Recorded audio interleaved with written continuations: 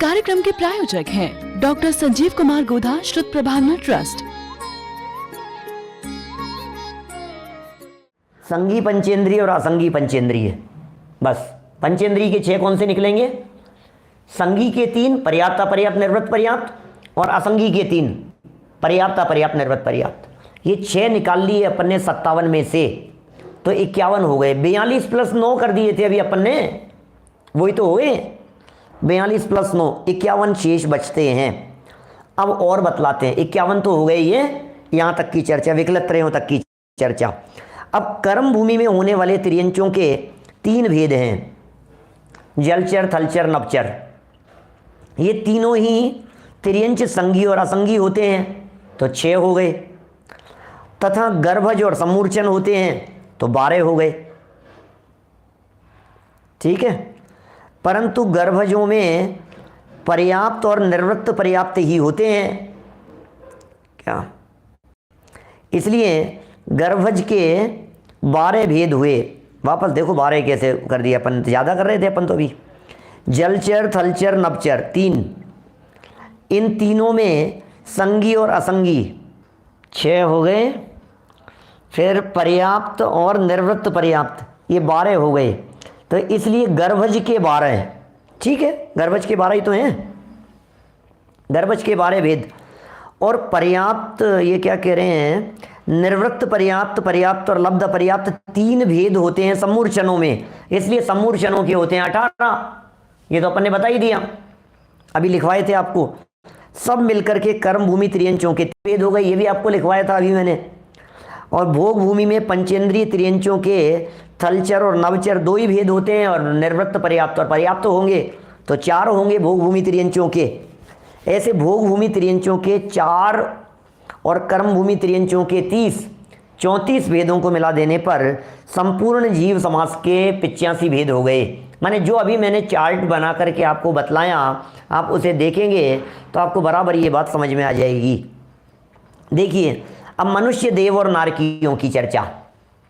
आर्यखंड में पर्याप्त, निर्वृत्त पर्याप्त और लब्ध पर्याप्त, आर्यखंड में तीनों मनुष्य।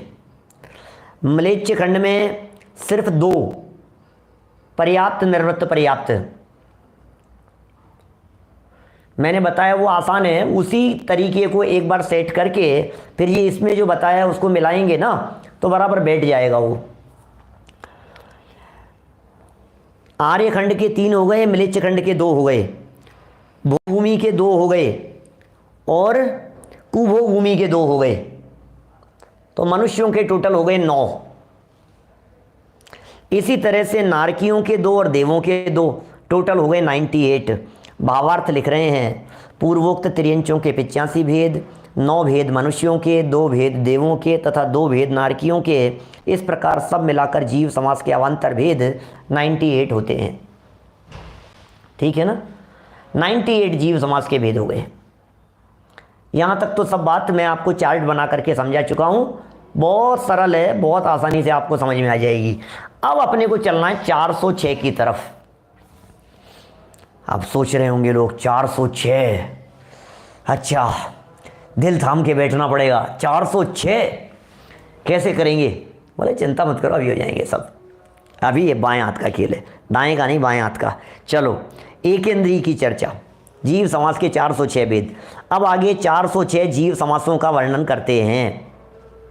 इनमें जो अपन ने 98 मिलाए थे ना अभी, उन 98 में ही ध्यान देना, बस बहुत इजी है। 98 में ही कुछ में वृद्धि हो गई तो फटाफट निकल जाएंगे। विशेष तो देवों नारकियों में वृद्धि हुई है, और कुछ होंगे तो वो हो जाएंगे।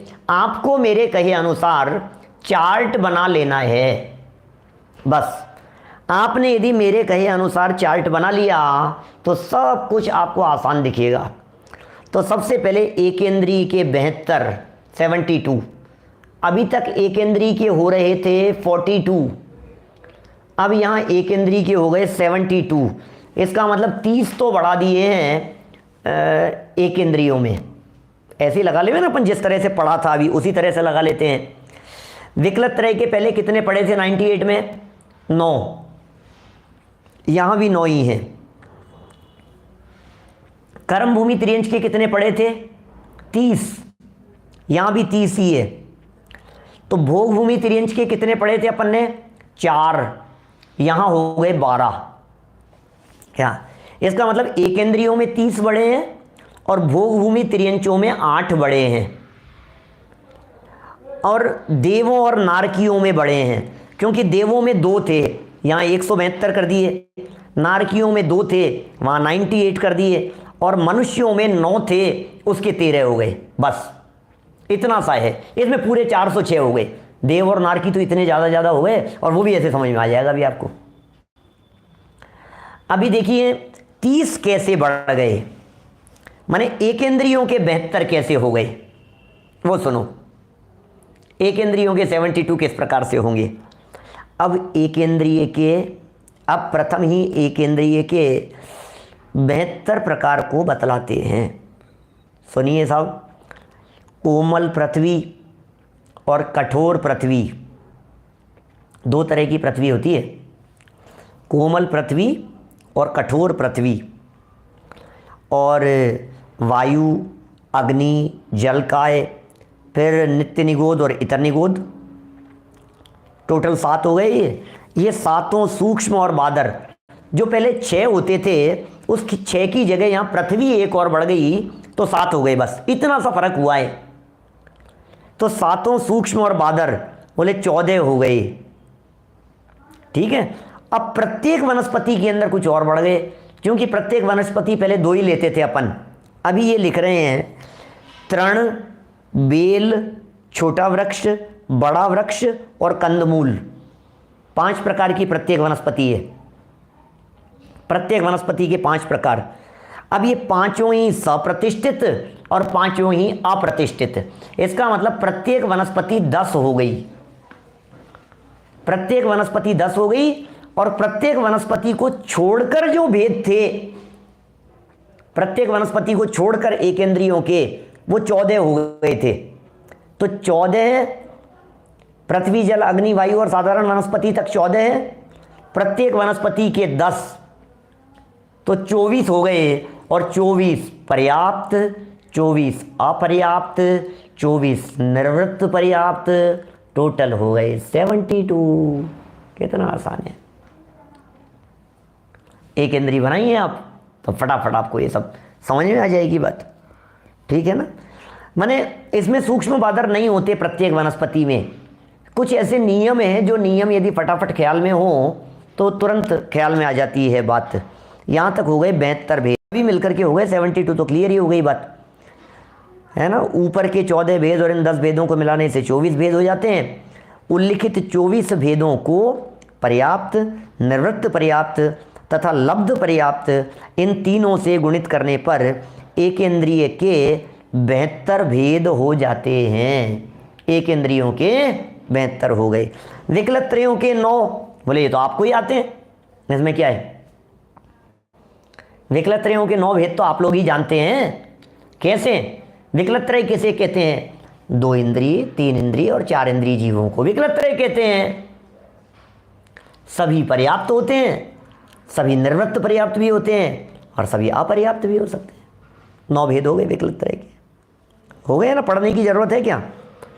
द्विइंद्रिय, त्रिइंद्रिय और चतुरिंद्रिय, इन तीनों को पर्याप्त, निर्वृत्त पर्याप्त तथा लब्ध पर्याप्त, इन तीनों से गुणित करने पर 9 भेद हो जाते हैं।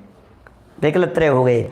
अब कर्म भूमि तिर्यंचों के 30 भेद हमने जो भी 98 में आपको बताए थे, आप उनमें इनको लिख सकते हो, वो जोड़ सकते हो, वही तो है, सेम है वही, कुछ फर्क नहीं है।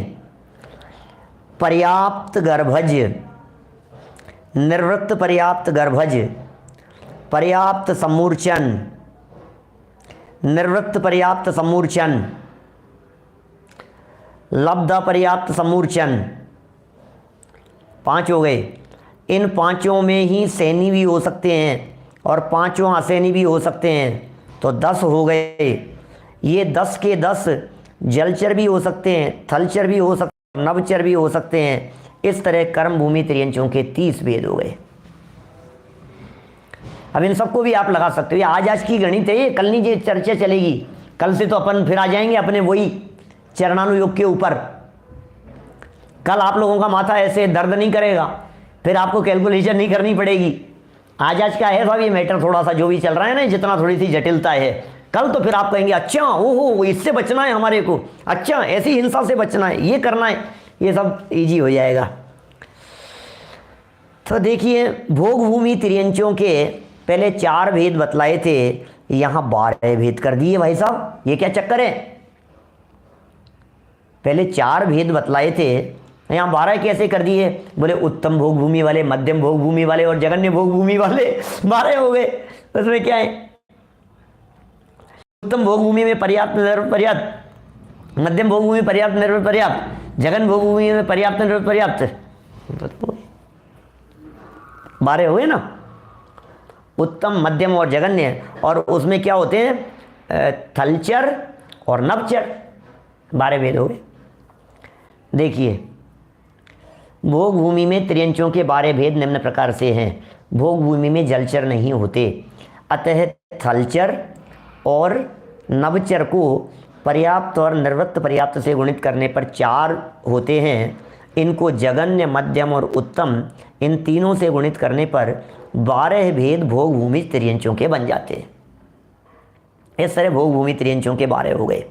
अब देवों के 72 भेद हैं। ओहो हो, देवों के 72 भेद हैं, ये कैसे बनेंगे? आसान है। कैसे आसान है? 172 एक इंद्री के थे 72, तो देवों के 172 कैसे बनेंगे? देखो मैं आपको बतलाऊं, पहले तो देवगति के जीवों में भवनवासियों के 10 भेद होते हैं। भवनवासियों के 10 सब जानते हैं। तत्वार सूत्र के 4थे अध्याय का सूत्र है, भवनवासिनो सुरनाग विद्युत सुपर्णागरी वात स्तनितो दधि द्वीप दिक्कुमारा। 10 भेद हैं भवनवासियों के। व्यंतरों के कितने हैं? हम सब जानते हैं, व्यंतरों के 8 भेद हैं। व्यंतरः किन्नर, किमपुरुष, मौर, गंधर्व, यक्ष, राक्षस, भूत और पिशाच, 8 भेद हैं। ये व्यंतरों के भेद हैं। ये 8 प्रकार के व्यंतर होते हैं। 4 प्रकार के पुण्य की प्रधानता वाले, शुभ भावों की प्रधानता वाले, और 4 प्रकार के पाप की प्रधानता वाले, कौतूहल की प्रधानता वाले। किन्नर, किमपुरुष, मौरक, गंधर्व नाम के जो 4 तरह के व्यंतर हैं, ये चमत्कार करने वाले व्यंतर होते हैं। मंदिरों में जो चमत्कार होते हैं ना, ये व्यंतर करते हैं। भक्ति की प्रधानता होती है इनमें। जगह जगह जाएंगे मंदिरों में, रात को कहीं पहुंच गए, मंदिरों में घंटे बज रहे हैं और बहुत धाम धूम हो रही है, और लोग एकदम जग गए, ये क्या हुआ, आज क्या हो रहा है? जा करके देखा तो कोई नहीं, खाली, सब चले गए, सब साइलेंट हो गए, सबकी आवाज़ आना बंद हो गया, भक्ति कर रहे थे। ये सब भक्ति की प्रधानता वाले 4 तरह के व्यंतर। और 4 तरह के व्यंतरवासी देव ऐसे होते हैं जिनमें कौतूहल की प्रधानता होती है। कौतूहल माने कहीं किसी के साथ ऊट पटांग कर दिया, ऐसा भूत बन करके डरा दिया। यक्ष, राक्षस, भूत, पिशाच ये उठा पटक करने वाले होते हैं। किसी के घर में कपड़े जल गए, अलमारी में रखे हुए हैं, कहीं भोजन कर रहा है, भोजन की थाली में विष्ठा आकर के पड़ गई, ऐसे घटनाएं ऐसी मिलती हैं, कई तरह की ऊट पटांग घटनाएं, ये व्यंतरों के काम है। 8 हो गए, भूत पिशाच वगैरह। 5 तरह के हैं ज्योतिष देव, सूर्य, चंद्र, ग्रह, नक्षत्र और तारे, 5। तो इस तरह से भवनवासी, व्यंतर और ज्योतिष्क, इन तीनों के मिलाकर के हुए 23 भेद। 10, 8 और 5, 23 प्रकार के हो गए ये। अब बच गए वैमानिक। अब वैमानिकों की चर्चा करें तो बोले जो वैमानिक देव जो होते हैं ना, क्या 16 स्वर्ग, 9 ग्रहव्यक, 9 अनुदेश, 5 अनुत्तर, इन सब के टोटल 63 पटल हैं। क्या कभी हमारी ये लोक वाली, ज्योतिष लोक वाली, यदि आपने क्लास पढ़ी नहीं हो, पहले के प्रवचन, भारतीय विद्या भवन के पुराने प्रवचन हैं यूट्यूब पर, उसी 3 लोक वाले फोल्डर में ही 3 प्रवचन, नहीं प्रवचन तो एक ही था, 3.5 घंटे का प्रवचन, नॉन स्टॉप खड़े होकर के बोर्ड पर समझाया था। उसमें ज्योतिष लोक की चर्चा करने वाला शायद 3रा पार्ट है, क्योंकि उस जमाने में DVD चलती थी, ये पेन ड्राइव, इंटरनेट और यूट्यूब तो थे नहीं कुछ भी। तो बोले सिंगल डीवीडी में तो आया नहीं वो 3.5 घंटे का, तो 3 डीवीडी और उसमें भी कट कट करके एक 3-3 घंटे में ऐसा हुआ वो, बीच बीच में टुकड़े हो करके, और उन तीनों डीवीडी को अपलोड कर दिया। तो फर्स्ट पार्ट, सेकंड पार्ट और थर्ड पार्ट ऐसे में हो गया वो। थर्ड पार्ट के अंदर उसमें चर्चा है। देखिए कैसे हैं 63 पटल। पटल किसे कहते हैं? पटल क्या होता है? पटल माने होता है मंजिल, पटल माने होता है फ्लोर, पटल माने होता है लेवल। मतलब ये पहले पटल पर रहते हैं, ये दूसरी फ्लोर पर रहते हैं, ये तीसरी फ्लोर पे रहते हैं, ये चौथी फ्लोर पे रहते हैं। लेकिन मज़े की बात यह है कि जो जिस फ्लोर पर रहता है वो उससे ऊपर वाली फ्लोर पर जा नहीं सकता। जो जिस पर रहता है वो उसी पर रहता है, नीचे वाली में तो जा करके करेगा भी क्या। ऐसे नरकों में भी पटल होते हैं, सभी नरकों में। पहले नरक में 13 पटल है, सब में आयु डिफरेंस होती है, सब में अलग अलग तरह की सिचुएशन थोड़ी थोड़ी सी फ़र्क होती चली जाएगी। पहले नरक में 13 पटल है, दूसरे में 11 हैं, फिर 9 हैं, 7 है, 5 हैं, 3 हैं और 1 है। ऐसा है, बहुत अनुशासित है सब कुछ व्यवस्थाएं वहाँ। कल्पवासियों के 16 स्वर्गों के 52 भेद हैं। जैसे सौधर्म और ईशान स्वर्ग में 31 भेद हैं। सौधर्म ईशान स्वर्ग में पहला दूसरा स्वर्ग है सौधर्म और ईशान, इन 2 स्वर्गों में 31 पटल है। थोड़ी सी कर्णानुयोग की चर्चा है। 31 पटलों का स्वामी होता है सौधर्म इंद्र, 31 पटल, और ईशान इंद्र भी। सौधर्म इंद्र महाराज इन 31 पटलों में, 31 मंजिलों में 31वें पटल पर दक्षिण दिशा की तरफ 18वें नंबर के श्रेणीबद्ध विमान में जाकर, वहाँ उसका महल है, राजधानी है उसकी, सौधर्म इंद्र की, दक्षिण दिशा की ओर 31वें पटल में टॉप पर रहता है, वहाँ से शासन चलता है उनका, सौधर्म इंद्र का। इसी तरह से उत्तर दिशा की ओर 18वें नंबर के श्रेणीबद्ध विमान में वहाँ ईशान इंद्र रहते हैं 31वें पटल में। पहले दूसरे स्वर्गों के टोटल 31 पटल हैं। चलिए, शांत कुमार और महेंद्र में 7 भेद हैं। शांत कुमार और महेंद्र के ब्रह्मोत्तर में 4 भेद हैं। लांतव और कापिष्ट में 2 भेद हैं। शुक्र 5वें शुक्र महाशुक्र में 1 भेद है। सतार और सहस्त्रार में 1 भेद है। आनत प्राणत में 3 भेद हैं और 8वें आरण और अच्युत में भी 3-3 भेद हैं। इस प्रकार कल्पवासियों के 52 भेद हैं। ये सब पटल हो गए, टोटल पटलों की चर्चा हो गई। तो इस तरह से मतलब 16 स्वर्गों के अंदर टोटल 52 पटल हो गए। आगे कल्पातीत के 11 पटल बतलाते हैं, तो 63 हो जाएंगे टोटल। वो 11 कौन से हैं? बोले ग्रेवेक तो 9 होते हैं। देखो बहुत सरल बतलाता हूँ आपको, 1 सेकंड के अंदर समझ में आए लुआड़िया जी। ऐसा 9 तो हो गए किसके? 9 ग्रेवेक के, 9 ग्रेवेक के 9 लाइन से ऐसे एक के ऊपर एक। फिर उसके बाद में एक है अनुदिश, उसमें 9 अनुदिश है, एक ही पटल पर है। और एक है अनुत्तर, एक ही पटल पर है। तो टोटल 11 पटल हो गए, 63 हो गए।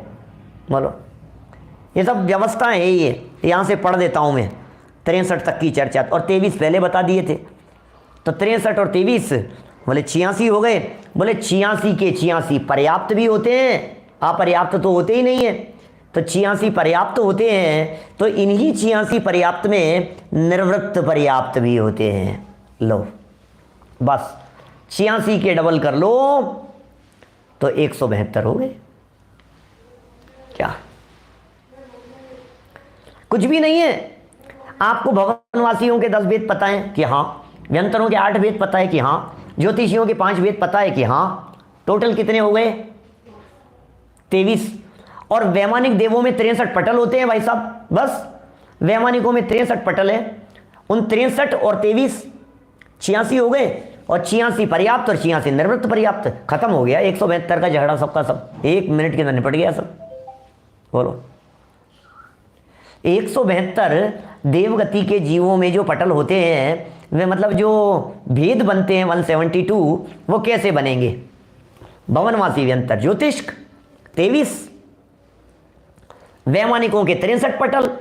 कुछ नहीं, आप याद मत कीजिए, टुकड़े टुकड़े याद मत कीजिए। वैमानिकों में 63 पटल, बस सभी 63 है लाइन से, एक के बाद एक ऊपर, और 63 पटल और ये 23, टोटल हो गए 86। सब पर्याप्त और निर्वृत्त पर्याप्त बोले 172, 172 हो गए। चलिए और आगे चलें। नारकियों के 98 बता दूं क्या? श्याम सिंह जी साहब, नारकियों के 98 देखो जरा कितना सरल है। प्रथम में अब ये पटलों की चर्चा, वही नारकियों में भरत भाई इतना सा याद रखना है, 49 पटल होते हैं बस नारकियों में। ये तो मैं जैन भूगोल 3 लोग की क्लास लेता हूँ ना, फटाफट ऐसे ऐसे बतलाता हूँ, अभी बता दिए थे मैंने। 49 पटल हैं और 49 पटल में पर्याप्त भी होते हैं और निर्वृत्त पर्याप्त भी होते हैं, तो 98 हो गए नारकियों के। कितना आसान हो गया। 98 नारकियों के हो गए, 172 देवों के हो गए। तिर्यंच वगैरह के पहले सब बता ही दिए थे, मनुष्य के अभी बता देंगे। सुनो, प्रथम नरक में 13 पटल, दूसरे नरक में 2-2 कम करते जाओ, सब नरकों में 49 याद रखने हों तो भी। पहले नरक में 13, दूसरे नरक में 11 है, तीसरे नरक में 9, चौथे नरक में 7 पटल, पांचवें नरक में 5 पटल, छठे नरक में 3 पटल और सप्तम नरक में 1 पटल हैं। इस तरह 7 नरकों में 49 पटल हैं। इनको पर्याप्त तथा अपर्याप्त से गुणित करने पर, यहाँ अपर्याप्त लिखा है, निर्वृत्त पर्याप्त लगाना, अशुद्ध छपा हुआ है, पर्याप्त तथा निर्वृत्त पर्याप्त, इससे गुना करने पर क्या होगा? 98 नारकियों के भेद हो गए। 49 को 2 से मल्टीप्लाई कर दो, 50 में से 1 कम है, 100 में से 2 कम हो जाएंगे, 98 है ना। चलिए, मनुष्यों के 13 भेद, मनुष्यों के 9 ही गिने थे अभी तो अपन ने, अब 13 कैसे कर दिए इन्होंने? वो देखो, उत्तम मध्यम जगन्य भोगभूमि, क्या कुभोगभूमि एवं आर्यखंड और मलेच्छ खंड, 6 जगह हो गई। उत्तम भोगभूमि, मध्यम भोगभूमि, जगन्य भोगभूमि, कुभोगभूमि, आर्यखंड और मलेच्छ खंड। इन 6 भेदों में पर्याप्त और निर्वृत्त पर्याप्त के को गुणित करने पर 12 भेद हो जाते हैं और लब्ध पर्याप्तक मनुष्यों का एक भेद मिला लेने पर 13 भेद हो जाते हैं, क्योंकि वो अपर्याप्तक मनुष्यों के अंदर होता है। मनुष्यों में असैनी तो होते नहीं हैं, सैनी होते हैं, वो अपर्याप्तक हैं सैनी, तो एक भेद को और मिला लो तो 13 भेद हो जाते हैं। लब्ध अपर्याप्तक मनुष्यों के विषय में पंडित ध्यानत राय जी लिखते हैं। चलो 2 लाइनें और पढ़ लेते हैं। ध्यानत राय जी ने जो लिखा है, भेद तो पूरे हो गए सब। नारी योनि थन नाभिक, नारी योनि थन नाभिक आँख में पाइए, नर नारी के मल मूत्र में गाइए, मुर्दे में सम्मूर्छन सैनी जीवरा, लब्ध पर्याप्तक दया धरी जीवरा। ओ हो, पूरे प्रकरण का है, पूरे जीव समास वाले प्रकरण का एक प्रकार से निचोड़ बतला दिया, सार बतला दिया, प्रयोजन बतला दिया भाई साहब। नारियों के योनि में, थन में, नाभि में, खांक में, इन सब में, और नर नारी दोनों के मलमूत्र में और मुर्दे में सम्मूर्छन सैनी जीव पैदा हो जाते हैं। अहिंसा का प्रयोजन सदता है भाई साहब। इस कार्यक्रम के प्रायोजक हैं डॉक्टर संजीव कुमार गोधा, श्रुत प्रभावना ट्रस्ट।